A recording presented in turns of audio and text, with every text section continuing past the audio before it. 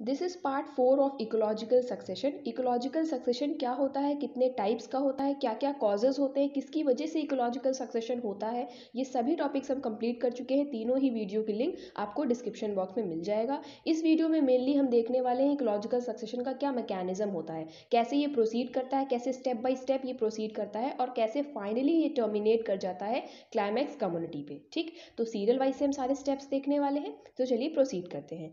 Every succession start and ultimately leads to climax formation. ये मैंने बताया था, जितने भी कम्युनिटी होता है, जितना भी सक्सेशन होता है, वो स्टार्ट करता है, प्रोसीड करता है और फाइनली एक स्टेबल कम्युनिटी पे जाके टर्मिनेट करता है, जिसको कोई और दूसरी कम्युनिटी रिप्लेस नहीं करती, वो स्टेबल होती है और उस कम्युनिटी को हम कहते हैं क्लाइमैक्स कम्युनिटी। ठीक, during the development from pioneer community to the climax community there are number of serial stages. अब ये कह रहे हैं पाइनियर कम्युनिटी से लेके क्लाइमैक्स कम्युनिटी के बनने तक का जो सफ़र होता है, बीच में जितनी भी स्टेजेस होती है, जितने भी फेजेस होते हैं, उन सभी को हम इकोलॉजिकल सक्सेशन के मैकेनिज्म में पढ़ने वाले हैं अभी आगे। ठीक, पायनियर कम्युनिटी आप जान गए होंगे मैं किसकी बात कर रही हूँ। जो छोटे छोटे पेड़ पौधे स्टार्ट करते हैं किसी भी सक्सेशन को, किसी भी कम्युनिटी को ग्रो करना स्टार्ट करते हैं, तो जो पायनियर प्लांट्स होते हैं, छोटे छोटे जो सक्सेशन को स्टार्ट करते हैं, ठीक, वहां से लेके क्लाइमैक्स कम्युनिटी तक, मतलब क्लाइमैक्स कम्युनिटी ऐसी कम्युनिटी होती है जिसको कोई दूसरी कम्युनिटी रिप्लेस नहीं करती है। ठीक, वो स्टेबल कम्युनिटी होती है। ठीक है, वो किसी से रिप्लेस नहीं करी जाती।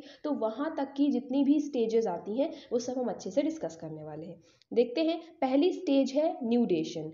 This is the development of bare a bare area without any form of life. Nudation क्या होता है, कोई भी बेयर एरिया मतलब होता है कोई बैरन लैंड, बंजर एरिया। ठीक है, तो बंजर एरिया पे कैसे लाइफ, जहाँ पे बिल्कुल भी नहीं थी, जहाँ पे लाइफ का कोई भी एक पार्टिकल भी नहीं था, वहाँ से जैसे सक्सेशन स्टार्ट होता है तो हम पहले स्टेप को कहते हैं न्यूडेशन, इसी को कहते हैं न्यूडेशन। ठीक, then the area may develop due to several causes such as landslide, fire, etc. ठीक है, क्या है ये बता रहे हैं कि न्यूडेशन के बहुत सारे कॉजेज हो सकते हैं, या तो फायर की वजह से, या तो लैंडस्लाइड की वजह से, या तो किसी भी कारण की वजह से वो लैंड अगर बैरन हो चुकी है, बंजर हो चुकी है, वहाँ पे लाइफ बची हुई नहीं, लिविंग मैटर कुछ भी नहीं है, वहाँ से जब सक्सेशन स्टार्ट होता है तो उस प्रोसेस को हम न्यूडेशन कहते हैं। अब ये न्यूडेशन होता क्यों है, ये बैरन लैंड जो हो जाती है, इसके बारे में थोड़ा डिटेल देखते हैं। द कॉजेज ऑफ न्यूडेशन में भी, न्यूडेशन यानी किसी भी लैंड जो बंजर हो जाती है वो आखिर क्यों होती है, कितने तरह के फैक्टर्स होते हैं, कॉजेज होते हैं, वो देखते हैं। पहला है topographic factors. Due to soil erosion wind the existing community में डिसअपियर। ठीक है, सॉइल इरोजन की वजह से या तो विंड की वजह से, बहुत अगर हैवी विंड है, वहाँ की ड्रॉथ है, किसी भी क्लाइमेटिक फैक्टर की वजह से, तो वहाँ की जो एग्जिस्टिंग कम्युनिटी है, जो वहाँ पे एग्जिस्ट कर रही है, वो डिसअपियर हो जाती है। अदर कॉजेज में भी deposition of sand, landslide, volcanic activity and other factors. ठीक है, यहाँ पे क्लाइमेटिक फैक्टर से रिलेटेड जितने भी कॉजेज आते हैं वो इसमें आ जाएंगे। वॉल्केनिक एक्टिविटी हो गई, लैंडस्लाइड हो गई, ठीक है, या जो सॉइल का पीएच है, फर्टिलिटी वो बदल गई, तो वहाँ का पूरी जो जितनी भी वहाँ की पॉपुलेशन होगी, पेड़ पौधों की जो पॉपुलेशन होगी वो डिस्ट्रॉय हो जाएगी, डिसअपियर हो जाएगी, फिर धीरे धीरे वो एक बंजर लैंड में कन्वर्ट हो जाएगी। तो ये एक कॉज हो गया न्यूडेशन का।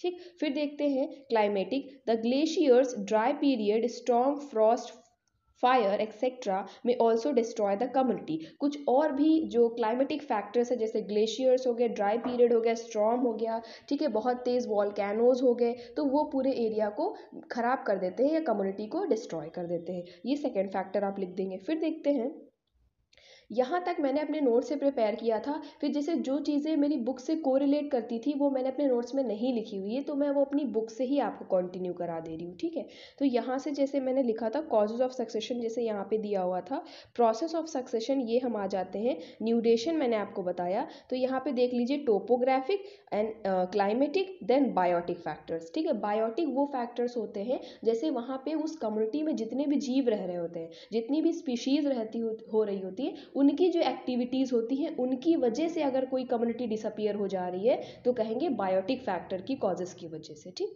ये हो गया। सेकंड है हमारा इवेजन। इन्वेजन देखते हैं क्या होता है। This is successful establishment of species in a bare area. The species actually reaches this new site from any other area. इनके कहने का मतलब है इन्वेजन ऐसा स्टेप होता है, एक सक्सेसफुल इस्टेब्लिशमेंट होता है स्पीशीज़ का किसी भी बैरन लैंड पे। कोई बंजर लैंड थी, वहाँ पे कुछ नई स्पीशीज़ जो किसी और एरिया में रह रही थी वो माइग्रेट करके अगर वहाँ पे आ रही तो इसे इन्वेजन कहते हैं, ठीक है। Then this whole process complete in following 3 successive stage। Successive क्या होती हैं?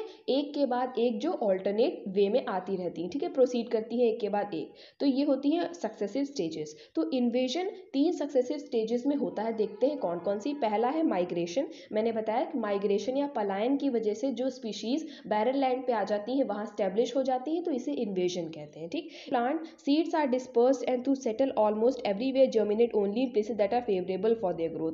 मतलब ये एनिमल्स के लिए और स्पीशीज के लिए ही नहीं सुटेबल है, ये प्लांट्स के ऊपर भी एप्लीकेबल है। जैसे किसी पेड़ पौधे की जो सीड्स होती हैं, सीड्स किसी वजह से भी डिस्पर्स हो सकती है, किसी बर्ड के थ्रू, ठीक है, किसी बर्ड के थ्रू या एयर के थ्रू। मान लीजिए किसी प्लांट की जो सीड्स हैं वो बैरन लैंड पे आके किसी तरह गिर गई, तो वहाँ पे वो जर्मिनेट हो जाती हैं, फिर वहाँ पे नए प्लांट्स ग्रो करने लगते हैं, तो ये भी एक कॉज है। Then the process of dispersal of seed structure of asexual reproduction and organ of propagation from one place to another is called migration। और इसी को हम migration कहते हैं। Animals में देखते हैं usually dispersal movement are gradual, cover short distances in lifespan of individual। In animal the sporulated form scatter into different localities and upon getting favorable condition become established। अगर वो उस barren land पे आ रहे हैं और अगर उन्हें favorable conditions मिल रही हैं तो वहाँ पे वो survive करने लगते हैं, ठीक। ये चीज़ हो गई। On the other hand in unfavorable location they are met with they get destroyed। birds and some fishes are excellent example of migration। और अगर unfavorable conditions होती हैं तो या तो वो destroy हो जाते हैं या तो वहाँ से remove हो जाते हैं, ठीक। इसका best example कुछ fishes हो गई, कुछ birds हो गई जो migrate कर जाती हैं। मतलब अगर ठंडी का सीजन चल रहा है तो वहाँ से वो migrate करके किसी वार्मर एरिया में चली जाती हैं, जहाँ जिन स्टेट्स में वार्मर टेम्परेचर रहता है वहाँ ये मूव कर जाती हैं। तो ये बर्ड्स भी बहुत अच्छा एग्जाम्पल है माइग्रेशन का। सेकेंड स्टेप है एएसिस। After the migration, the reproductive unit germinates in the substratum suitable for germination। Out of all the seeds from different plants, only few of them belonging to different plant species germinates। यहाँ पे इनके कहने का मतलब ये है, जैसे कुछ सीड्स जो है वो बैरन लैंड पे अगर आ गई विंड की मदद से, बर्ड या किसी इंसेक्ट की मदद से वहाँ पे गिर गई, डिस्पर्स हो गई, तो अब जो जर्मिनेशन का प्रोसेस हो रहा है, जर्मिनेशन की स्टेज को हम ईएसएस कहते हैं, ठीक।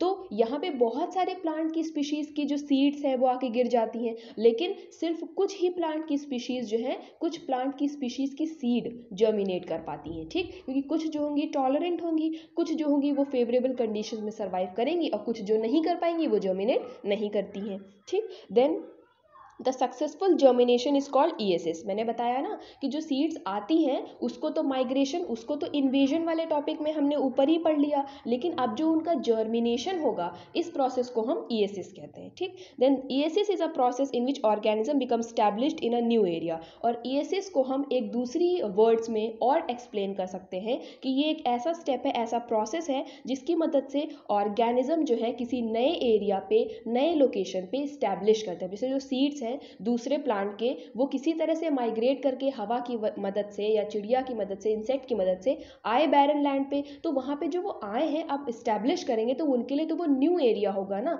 तो इसी वजह से इसको ईएसएस प्रोसेस कहते हैं। दोनों वे में आपको मैंने समझा दिया।